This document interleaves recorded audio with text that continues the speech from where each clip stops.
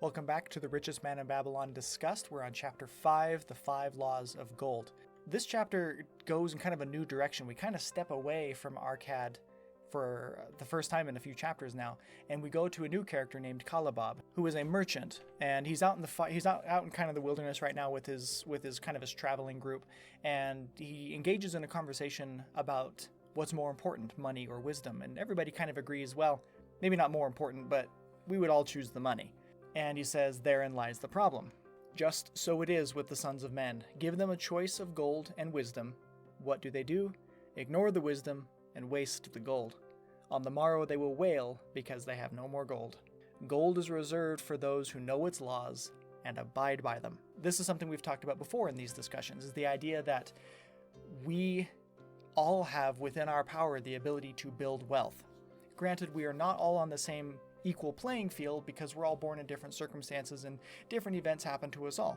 But at the end of the day, the laws are there and we all have it within our power to either follow those laws or ignore them.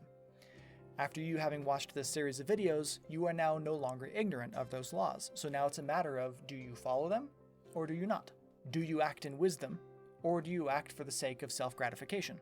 Kalabob engages here with his associates and tries to tell them the story of Nomasir. So Nomasir is a new character that we haven't met yet. So obviously there's been some time passed. We're not really sure how much. It's not exactly a linear storyline, but we've got Kalabob who's telling the story of Nomasir. And obviously Nomasir is at least a grown man, if not already gone. So some time has passed here. Nomasir being the son of Arkad, and Arkad being the richest man in Babylon that we met in chapter 2. There is an interesting principle present inside the book here, inside this chapter, that talks about kind of how to parent your kids when you have money. In Babylon, it is the custom, as you know, that the sons of wealthy fathers live with their parents in expectation of inheriting the estate. Arkad did not approve of this custom. Therefore, when Nomasir, his son, reached man's estate, he sent for the young man and addressed him. My son, it is my desire that thou succeed to my estate. Thou must, however, first prove that thou art capable of wisely handling it. So it's kind of the implication of this chapter to all parents. I think it's fair to assume that all of us who are parents want to leave something for our kids after we're gone, right? Or our grandkids or whomever. I personally love the idea, right, of when I pass away, it's not a financial burden on anybody, right? Not only is there plenty of money set aside to take care of my burial, cremation, or launching to the moon, or whatever it is they're going to do with my body, not only is there money there for that, but there's money to be passed out, basically, from my estate. It's a weird fantasy, but it makes me feel good, right? The idea that my passing can be positive in some ways. And I think a lot of parents share that same idea, and so does the book, right? But Arkad suggests that that's not wise. It's not wise to give money to people who are not wise with money. It's important for our children to understand how to use money before they obtain a lot of money. Otherwise, they're just going to squander it all. And that's exactly the story of Nomasir. So Arkad gives Nomasir a bag of gold and a clay tablet with the 5 laws of gold. Money and wisdom is what his father gives him. And I think there's a great lesson in there for us as parents as well. What do we give to our children? The appropriate amount of money and some wisdom, but we don't give them our entire estate until they've proven it. Nomasir goes out, he winds up engaging in some pretty silly financial adventures and winds up losing all of his money very quickly. He comes back to Arkad 10 years later, wealthy, respectable, and hands him 3 bags of gold. The first bag of gold to repay his father for what he lent him, and 2 more bags of gold to pay him for the clay tablets. And he does this as a symbolic representation that wisdom is better than money, which I think is a very powerful message to us. Nomasir says to his father at this time, Thou gave me liberally of thy gold. Thou gave me liberally of thy wisdom. Of the gold, alas, I must admit of a disastrous handling. It fled, indeed, from my inexperienced hands, even as a wild hare flees at the first opportunity from the youth who captures it.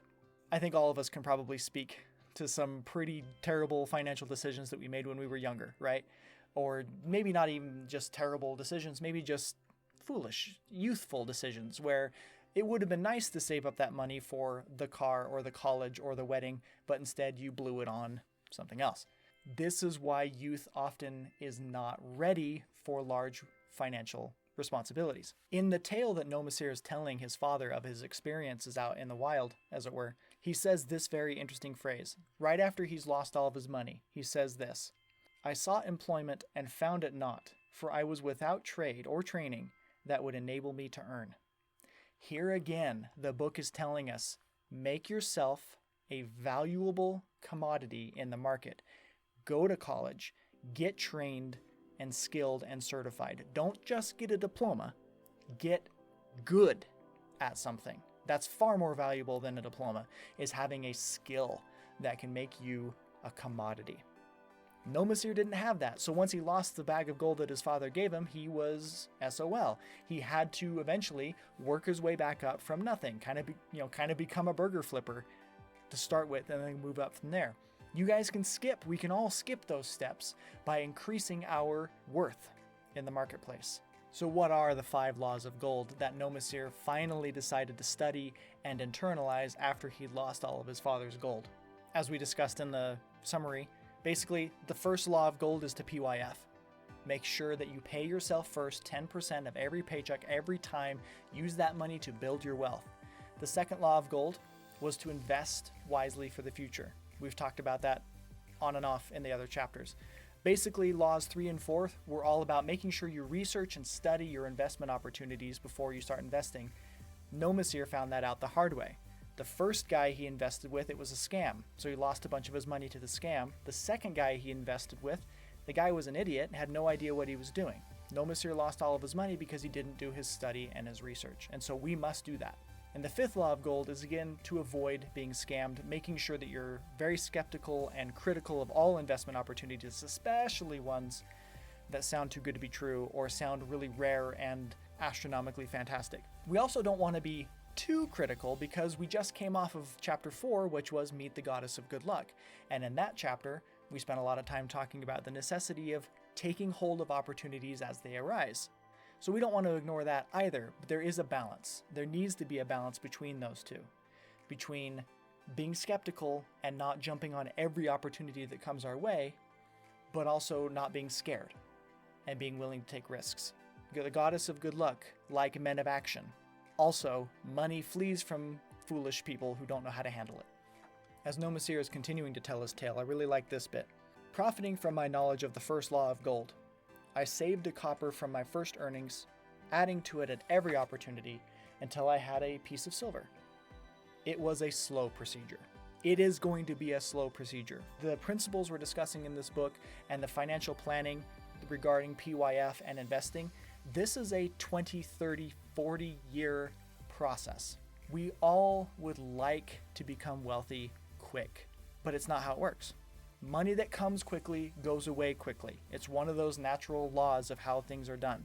This process of PYFing is going to take some time, and you need to commit yourself to that understanding, and understanding that you're going to be investing for 20 or 30 years before you really start to see the numbers that you really want to see in that investment account. That's okay. You've still got to do it. There's no other shortcut. It's just the way it is. I really like this dialogue right here. Dost thou still think it but an inconsistency of fate that some men have much gold while others have not? Then you err. Men have much gold when they know the 5 laws of gold, and abide thereby. Because I learned these 5 laws in my youth and abided by them, I have become a wealthy merchant. Not by some strange magic did I accumulate my wealth. Wealth that comes quickly goeth the same way. Again, this is Kalabab telling his associates, there is no magic here. There are no secrets. There's nothing special going on. It's just hard work and wisdom. The hard work is entirely on you, but now with this book, you know the wisdom. So go out there and follow those laws. Be like Nomasir. Be like Arkad. Build up wealth paycheck by paycheck and become the wealthy individual that you want to be. Our wise acts accompany us through life to please us and to help us. Just as surely, our unwise acts follow us to plague us and torment us. Alas, they cannot be forgotten. In the front rank of the torments that do follow us are the memories of the things we should have done, of the opportunities which came to us, and we took not. What the book's trying to tell us here is that, yeah, we've all made mistakes. Learn from them, move forward, and make good decisions from the bad decisions of the past so that you can take pride and joy in the wisdom of your choices. Thus concludes our discussion of Chapter 5. If you have any additional comments, I'd love to hear them down in the section below. You can move on from here to Chapter 6.